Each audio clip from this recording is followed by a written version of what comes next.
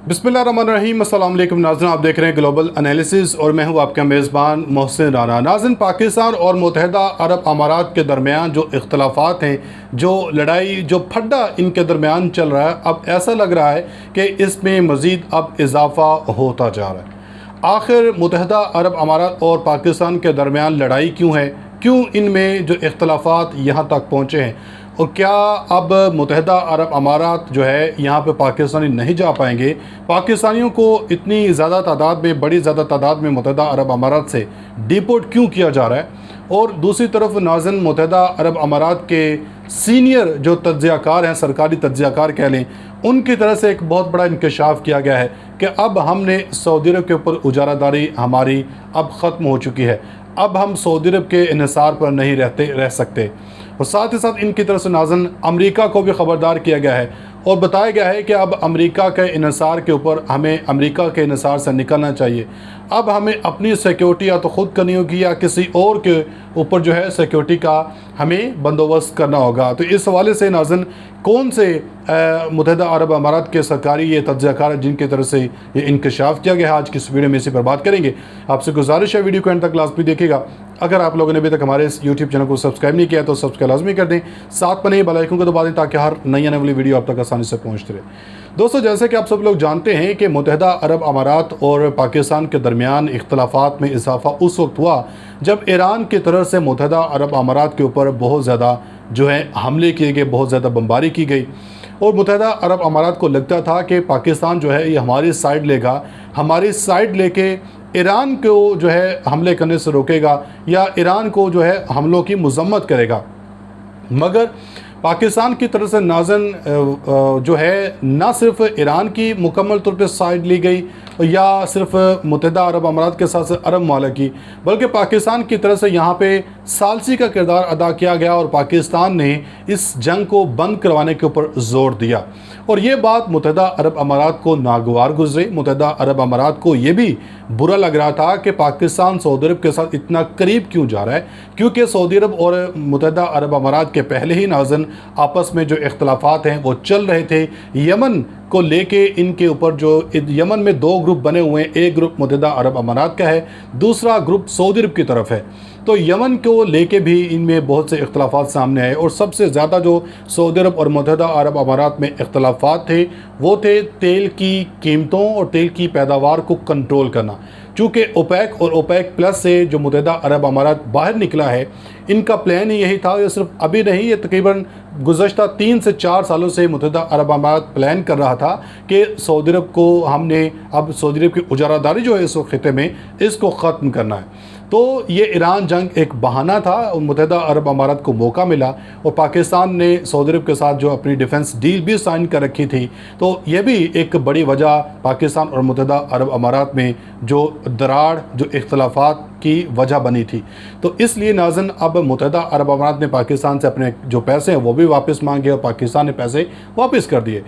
अब इतलात सामने आ रही है कि मुत्तहिदा अरब अमारात में जो है वो पाकिस्तानियों को नहीं रखा जाएगा। ऐसा नहीं है, मुत्तहिदा अरब अमारात ने कुछ नए कानून ज़रूर बनाए हैं, मगर ऐसा नहीं कि पाकिस्तानियों को नहीं रखेंगे। हाँ, जो पाकिस्तानियों को वहाँ से डिपोर्ट किया जा रहा है उनके हवाले से ये मीडिया रिपोर्ट सामने आ रही हैं कि वो किसी न किसी गैर कानूनी सरगर्मी में वहाँ पे मुलविस थे, तो इसलिए उनको वहाँ से जो है वो डिपोर्ट किया जा रहा है। क्योंकि ईरान जंग में इस वक्त नाज़रीन जितने भी गल्फ़ ममालिक हैं यहाँ पर बहुत ज़्यादा इस वक्त सिक्योरिटी सख्त कर दी गई है। जितने भी गैर मुल्की मुकीम हैं, वो चाहे वो पाकिस्तानी हों, इंडियंस हों, बांग्लादेशी हों, सब के हवाले से बहुत से सख्त जो चेकिंग है वो कर दी गई है। तो इसलिए मोस्टली जो पाकिस्तानी हैं वो शिया कम्युनिटी भी है और शिया कम्युनिटी होने की वजह से मुत्तहिदा अरब अमारात जो है वहाँ से पाकिस्तानियों को डिपोर्ट किया जा रहा है। ये भी एक बड़ी वजह है जिस वजह से कहा जा रहा है कि अब मुत्तहिदा अरब अमारात और पाकिस्तान के जो ताल्लुकात हैं मज़ीद इसमें इख्तलाफ आ चुका है। हालांकि सरकारी सतह के ऊपर ना ही पाकिस्तान ना ही मुत्तहिदा अरब अमारात की तरफ से कोई भी ऐसी जो ऑफिशियल स्टेटमेंट है वो सामने आई है। मगर जो ऑफिशियल स्टेटमेंट सामने आई नाज़रीन, वो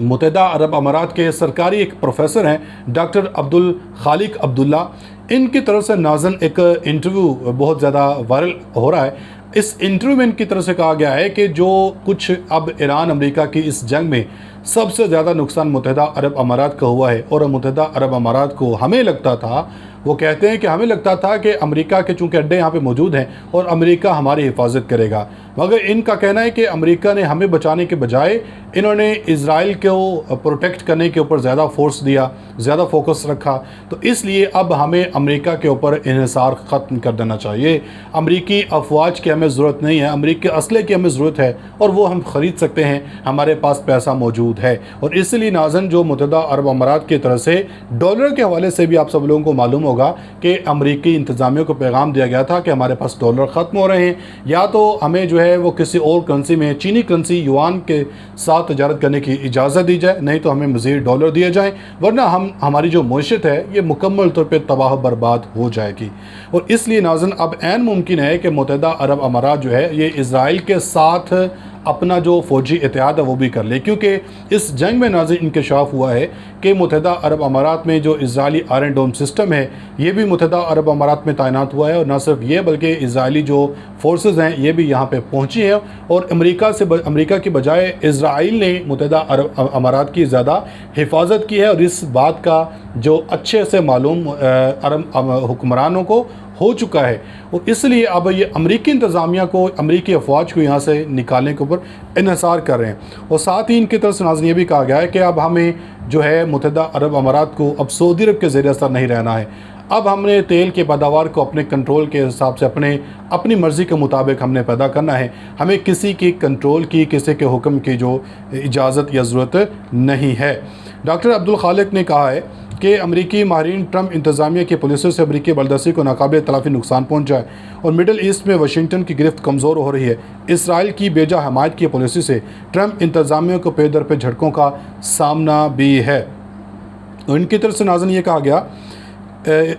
یو اے ای حکومت کا پیغام سمجھایا گیا کہ متحدہ عرب امارات کے بعد سعودی عرب بھی بیجنگ کے ساتھ تعلقات کو بڑھا رہا ہے، اور جی سی سی کے دو بڑے رکن ممالک کے چین کی جانب جھکاؤ کے بعد کویت، بحرین اور قطر جیسے ممالک بھی چین کی جانب دیکھ رہے ہیں۔ ایران جنگ کے بعد خطے میں آنے والی تبدیلیوں میں روس اور چین کی جانب مڈل ایسٹ کا روس اور چین کی جانب جھکاؤ فطری ہے، کیونکہ ایک طرف امریکہ ایران کے دیرینہ حریف ایران کی فوجی طاقت کو ختم کرنے میں ناکام رہا ہے، تو دوسری طرف ناظرین جنگ کے دوران ایران نے جی سی سی ممالک میں دہائیوں سے قائم امریکی فوجی اڈوں کے ساتھ عرب ملکوں کی تنصیبات کو بھی نشانہ بنایا، جو عربوں کو ناگوار گزری ہے۔ اس لیے عرب ممالک نے یا